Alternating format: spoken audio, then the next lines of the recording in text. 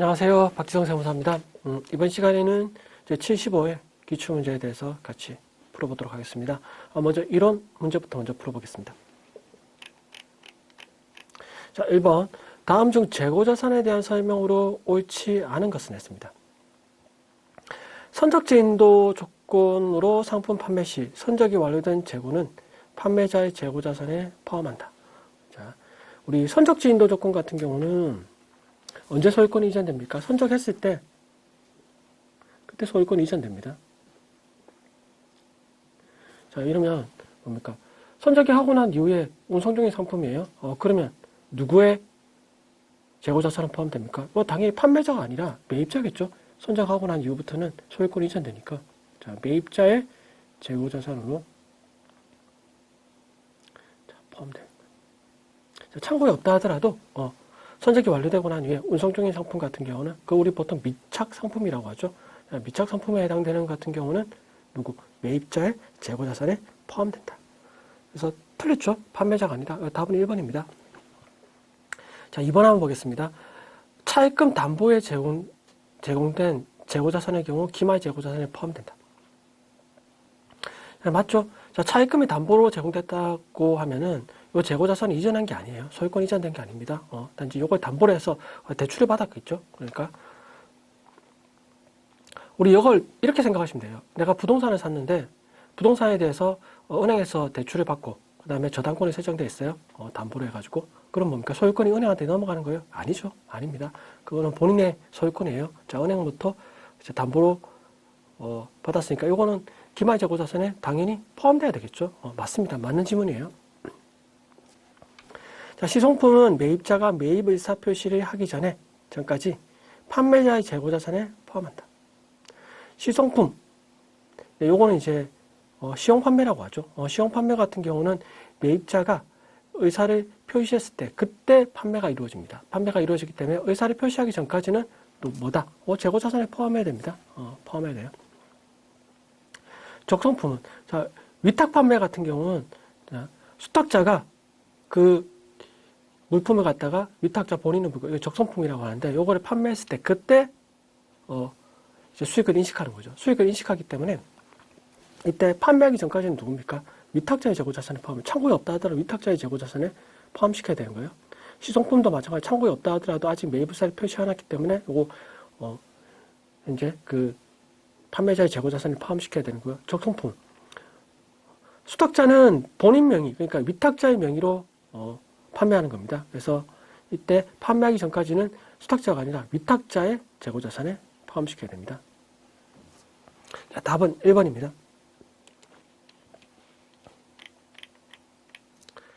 자, 다음은 2번입니다. 다음 가에 대한 설명으로 적합한 것은 했습니다. 가는 기업의 소유주와 독립적으로 존재하는 회계 단위로 간주하고 이 단위의 관점에서 그 경제활동에 대한 재무정보를 측정, 보고한다는 가정이다. 우리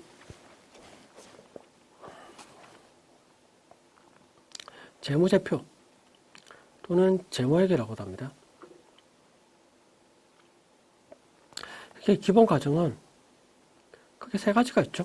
첫 번째가 뭡니까? 기업 실체의 과정.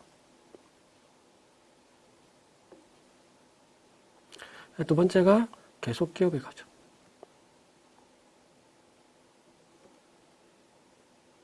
세 번째가 기간별 보고의 과정.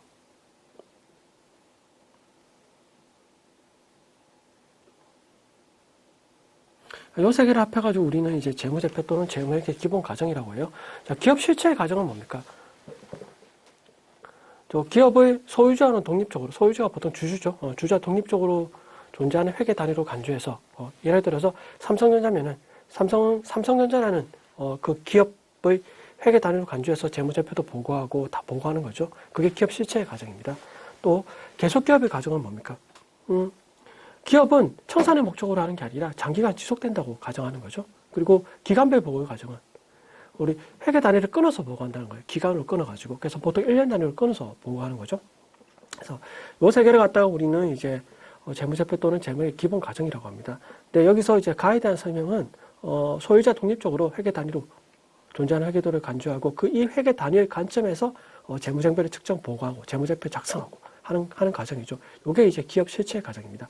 삼성전자는 삼성전자라는 그 하나를 갖다가 기업 실체로 봐서 회계 단위로 봐서 재무제표도 작성하고 회계 단위로 측정하고 보고하고 다 하는 과정을 갖다가 얘기하는 거예요.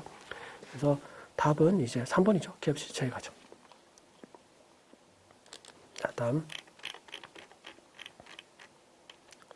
다음은 도매업을 영위하는 주항공의 손익분석에 대한 대화이다. 가에 들어갈 수 있는 계정 과목은 매출 총이익은 전기보다 증가했는데 영업이익이 전기보다 감소한 원인은 무엇인가 해서 김 대표가 물었어요. 그런데 박 대리는 영업이익이 전기보다 감소한 이유는 뭐뭐의 증가가 원인입니다. 이렇게 얘기했습니다. 여기서 가에 들어갈 내용이 뭔지를 갖다가 살펴보는데요. 자, 우리 여기에서 알려고 하면은 우리 손익계산서의 어떤 기본적인 구조를 먼저 알고 넘어가겠습니다. 자, 매출액에서 매출원가를 차감하면은 매출 총 손익이 나오죠. 그래서 이익이나 손실이 나옵니다. 여기에서 판매비와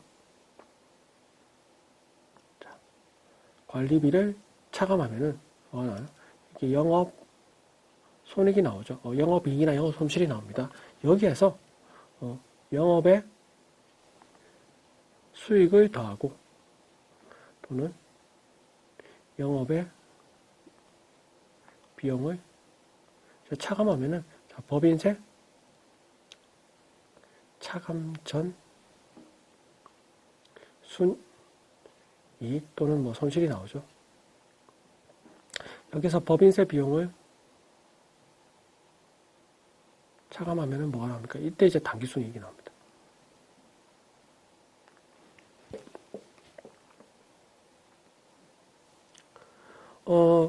근데 여기서 가에 들어갈 거. 자, 매출 총이익은 전기보다 증가했습니다. 증가했는데 영업이익이 감소했어요. 그러면 뭐가 증가했다는 소리입니까? 판매비와 관리비가 증가했다는 소리죠. 판매비와. 그럼 판매비와 관리비에 해당되는 계정 과목을 찾아라는 거죠. 찾아라는 건데 우리 대손상각비는 뭡니까? 이거는 판관비죠. 판매비와 관리비. 기타의 대손상각비는 자 대손상각비는 매출채권, 외상 매출금과 받을러움에 대한 대손상각비를 얘기하는 거예요. 대손. 그리고 기타의 대손상각비는 매출채권 외의 채권이죠. 우리 뭐 미수금이라든지 대여금이라든지 이런 걸 얘기하는 거죠. 여기에 대한 거는 우리 영업의 비용입니다. 기부금은 자, 기부금은 영업의 비용입니다. 영업의 비용. 이자 비용 영업의 비용이죠. 자, 그래서 판매비와 관리비에 대한 계정 과목을 찾아라는 겁니다. 그게 뭐예요? 요거죠, 요거. 자, 대손상각비, 즉 판관비가 많이 증가돼서 영업이익은 감소한 거죠. 그래서 답은 1번입니다. 판매비와 관리비를 찾으라는 거예요. 여기 우리 손익계산서를 갖다가 계산하는 특히 요까지 영업손익을 계산하는 요 구조까지는 아셔야 되고요. 여기에서 영업의 손익을 갖다 플러스 마이너스 하면은 이제 법인세 차감전 손익과 당기순이익이 나온다. 요 어떤 구조는 알고 계셔야 됩니다. 자, 다음.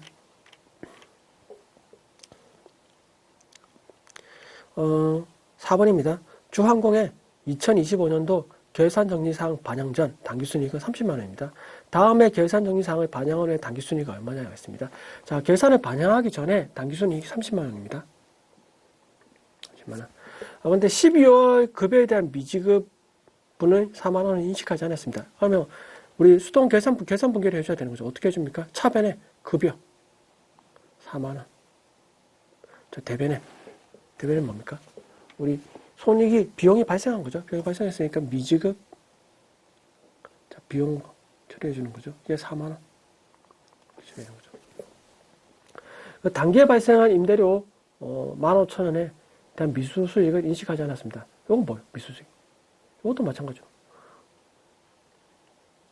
아직 돈이 안 들어왔기 때문에 인식을 안 한 거예요. 이게 수익의 발생인 거죠. 그러면 이것도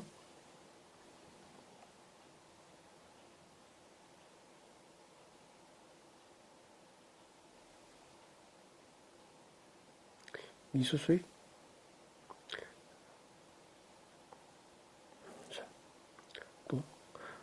임대료 수익 15,000원. 이렇게 회계 처리했겠죠? 이렇게 회계 처리하고 나면은 우리 30만 원 기준에서 4만 원이 비용이 빠지는 거고요. 그 다음에 임대료라는 임대료 수익이 15,000원이 들어간 거니까 26만원에서 27만 5천원이 되겠네요. 자, 우리 다음에 계산 상황을 반영하고 난 후에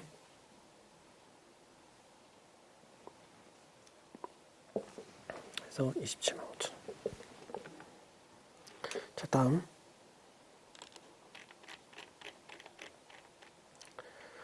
다음은 주한공은 2024년 12월 1일 날 200만 원에 매입한 단기 매매 증권을 2025년도 8월 31일 날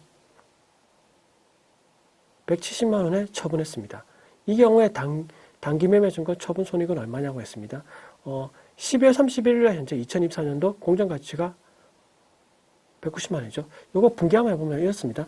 자, 2024년 12월 1일 날 분기는 이렇게 되겠죠. 우리 차변의 단기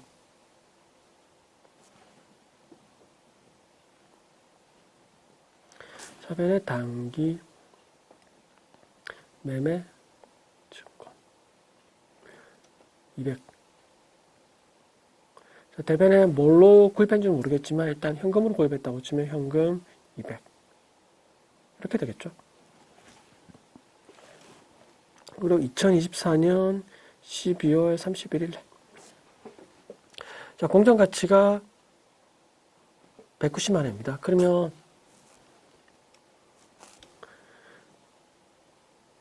단기 매매 증권이 10만 원 뭡니까? 평가 손실이 발생했죠. 그래서 단기 매매 증권이 자, 10만 원이 감소되는 거죠. 감소되고 차변은 뭡니까? 단기 매매 증권 평가 자, 손실이 되는 거고 이게 얼마입니까? 10만 원이 되는 거죠. 이렇게 회계 처리가 됐고 그 다음에 2025년도 8월 31일 날 회계 처리는 이렇게 되겠죠. 자, 얼마에 처분했습니까? 170만 원에 처분했죠. 그러면 현금이 170만 원의 돈이 들어오고요. 그래서 자산이 증가하고 단기 매매 증권의 장부가액은 얼마입니까? 200에서 10만 원이 빠졌죠. 그러니까 190만 원이 되죠. 결국 나머지는 뭐예요? 처분 손실이죠. 얼마? 20만 원이 되는 거죠. 그래서 처분 손해를 구하면 뭡니까? 처분 가액이랑 장부 가액이랑 비교하는 거죠. 비교해가지고 처분 가액이 더 크다 그럼 처분 이익이 발생하는 거고 처분 가액이 더 작다 장부 가액보다 그럼 처분 손실이 발생하는 거죠. 여기 이제 더 작은 거죠. 장부 가액은 190만 원이고요. 처분 가액은 170만 원이니까 20만 원만큼의 처분 손실이 발생하는 거죠. 답은 3번이죠.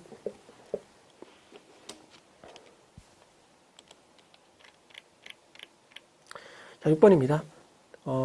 주한공은 2025년도 1월 1일 날 기계장치를 500만 원에 현금으로 구입해서 즉시 사용했습니다. 그리고 2025년도 10월 30일 결산 시에 감가상각비는 얼마인가 했습니다. 이거 정액법이고요.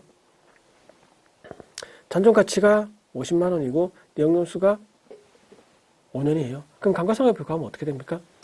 자, 취득가액이 500에서 잔존가치를 빼고 50만 원을 빼고 곱하기 뭐야?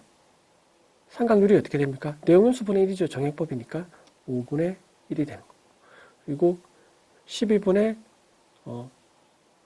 이제 월할 상각하니까 계산해야 되는데 이게 1월 1일에 취득했으니까 10이죠. 10이니까 이렇게 계산되는 거죠. 그러면 450에 나누기 5니까 90만이 되겠네요. 90만 원. 답은 3번이 되겠네.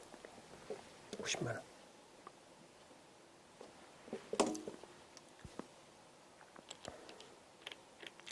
자, 다음은 7번입니다. 자, 이사회 결의로 발행 주식수 600주, 액면가액 만원, 발행가액은 16,000원의 신주를 발행해서 주식 대금은 발행 대금은 전액 당좌예금 계좌로 납입받았습니다. 이에 대한 분괴로 옳은 것은 했습니다. 신주 발행 전에 주식 발행 차응 없다고 가정합니다. 이게 있으면 요거부터 먼저 상계 처리해 주셔야 되는데 없다고 가정했으니까 이건 이제 넘어가는 거예요. 자, 우리 기업의 기준에서는 주식 할인 발행 차응과 주식 발행 초과금은 동시에 계산될 수가 없습니다. 그래서 있으면 그거부터 먼저 상계 처리해 주셔야 돼요. 액면가액보다 더 높은 금액으로 발행을 했으면 주식 발행 초과금이 되고요. 액면가액보다 더 낮은 금액으로 발행을 했으면 주식 할인 발행 차금이 발생하는 거죠. 근데 이 건 같은 경우는 어떻습니까? 액면가액이 10,000원이죠. 발행가액은 16,000원이니까 증 발행했죠. 증 발행가격이 더 높으니까. 그러면 회계 처리 이렇게 될 겁니다. 돈이 얼마 들었습니까? 당좌예금에 발행 주식수에다가 발행가액을 곱하면은 960만 원이죠. 960만 원이 들어왔고. 자, 자본금은 어떻게 계산됩니까? 액면가액 곱하기 발행 주식수죠. 액면가액이 10,000원, 발행 주식수가 600주니까 600만 원이 되죠. 나머지 차익은 뭐예요? 주식 발행 초과금이 되죠. 얼마? 360만 원. 이렇게 되죠. 이렇게 하게 처리한 게 어디입니까? 우리 2번이네요, 2번.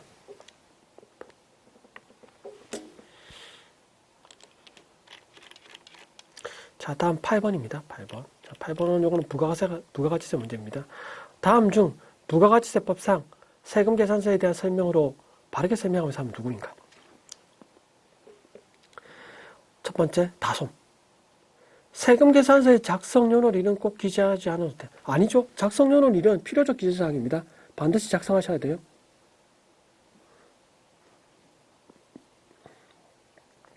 자, 필요적 기재사항은 뭐가 있었습니까? 공급하는 자의 등록번호, 상호 또는 명칭. 그렇죠? 다음, 공급받는 자의 등록번호. 또 작성연월일, 공급가액과 부가가치세. 이게 4개가 뭡니까? 필요적 기재사항입니다. 그래서 작성연월일은 필요적 기재사항이 되기 때문에 이거 꼭 기재를 하셔야 돼요. 작성연월일은 공급시기를 얘기합니다. 공급시기. 다음 성진. 면세사업자도 세금계산서를 발급할 수 있어. 아니죠. 면세사업자는 부가가치세법상 사업자가 아니에요.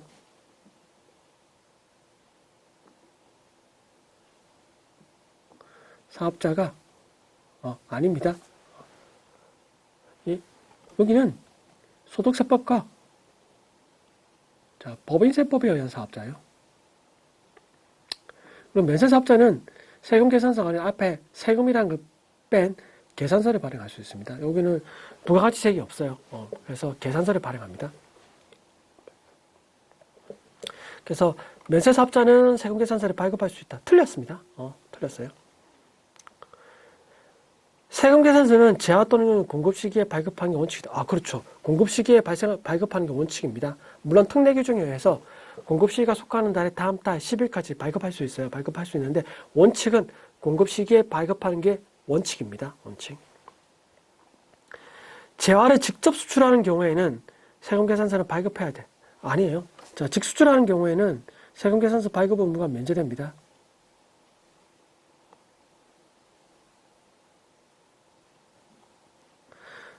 우리 영세율 적용해서 세금계산서를 갖다가 발급해야 되는 것 같은 경우는 내국신용장, 구매확인서, 에 의한 재화의 공급에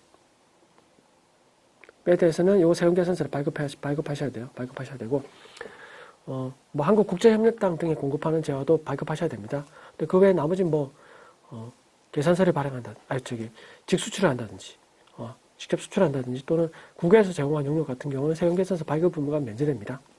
그래서 바르게 설명한 사람은 누구예요? 미현이네요, 미현. 답은 3번입니다.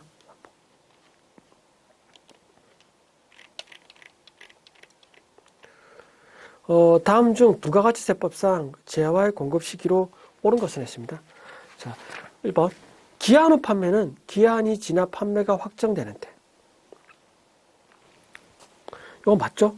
이거 맞습니다. 자, 기한 후 판매는 기한이 지나서 판매가 확정되는 때, 여기 공급 시기로 봐요.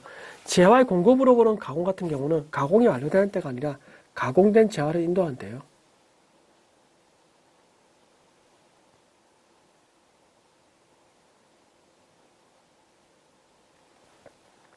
장기화폐 판매는 최종 할부금지 아니죠. 이거 대가의 각 부분을 받기로 한 때입니다.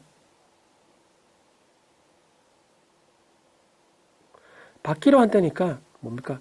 받았는지 안 받았는지 중요하지 않아요? 받기로 한 때. 우리 계약서상에 나와 있는 대가를 지급 시기, 그때를 얘기하는 겁니다. 외상 판매의 경우 대가를 받을 때 아니죠. 뭡니까? 이것도 뭡니까? 인도주의죠. 인도하거나 또는 인도가 안 되는 부동산 같은 경우는 이용 가능하게 될 때.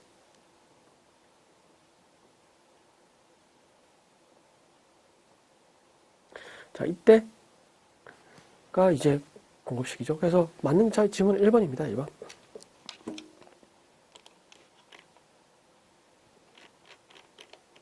자, 10번입니다. 다음 자료를 토대로 항공 제조업입니다. 2025년 제2기 예정 신고 기간 부가가치세 납부세액을 계산하면 얼마인가 했습니다. 단 세금 계산서는 적법하게 수수하였고 주어진 자료에 외에 고려하지 않는다고 했습니다.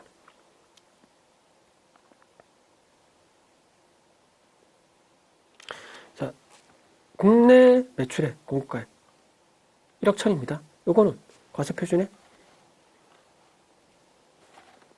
지금 납부세액을 구하라고 했으니까 일단 납부세액을 구하라고 했으니까 납부세액은 이렇게 계산되는 거죠. 자, 우리 과세표준에다가 과세표준은 부가가치세법상 과세표준은 해당 과세기간의 공급가액을 합한 금액입니다. 합한 금액 공급가액 합계. 자, 다시 좀 적겠습니다. 과세표준은 이거는 공급가액 합계액입니다. 합계액. 과세기간에 여기에다가 곱하기 10%를 곱하면 또는 영세율 같은 경우는 0%죠. 그래서 곱한 게 매출 세액입니다. 그래서 여기에다가 자, 매입세액을 빼면은 뭐가 됩니까? 빼면은 이게 이제 납부 세액이 나와요. 여기서 납부 세액을 구하라고 했으니까 이걸 구하는 겁니다. 자, 공급가액이 1억 1,000이에요. 1억 1,000. 그리고 수출액은 3천만 원입니다. 수출은 뭐예요? 이거 영세율이죠.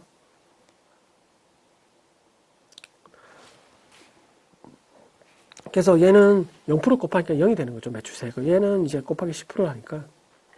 그러니까 이게 이제 1,100만 원이 되죠. 매출세액이. 라고. 원재료 매입세액. 원재료 매입세액은 400입니다. 400. 빼주죠. 빼주고. 5인승 승용차에 대한 구입 매입세액. 요건 뭐예요? 비영업용. 자, 소형. 승용차의 구입과 또는 뭐 유지와 관련된 거죠. 유지와 관련된 거. 요건 뭐예요? 우리 매입세액이 자, 불공제되는 항목이죠. 불공제되는 항목. 자, 매입세액 불공제되는 항목이 뭡니까? 토지의 자본적 취득 관련된 거. 사업과 관련이 없는 거. 그 다음에 세금계산서를 갖다 수취하지 않거나 또는 부실기재한 거. 비영업용 소형 승용차 구입과 유지와 관련된 거. 접대비 기업 의무 추진비와 관련된 거. 등록 전 매입세액. 면세사업과 관련된 거. 그 다음에 이제 매입처분 세금계산서 합격표를 제출하지 않고 미제출하거나 또는 부실 기작. 이런 것들은 뭡니까? 매입세액이 불공제된 항목이죠. 요 중에서 비영업용 승용차 구입과 유지와 관련된 건 매입세액 불공제된 항목이에요. 그러니까 얘는 공제가 안 됩니다. 그래서 이렇게 하면 이게 얼마입니까? 700이죠. 그래서 답은 3번입니다. 자, 여기까지 하시면은 우리 이제 이론 문제까지 끝났고요. 다음 시간에 이제 우리 실무와 관련된 실무수행 평가를 같이 진행하도록 하겠습니다. 자, 이번 시간 여기까지 하겠습니다. 다음 시간에 뵙겠습니다.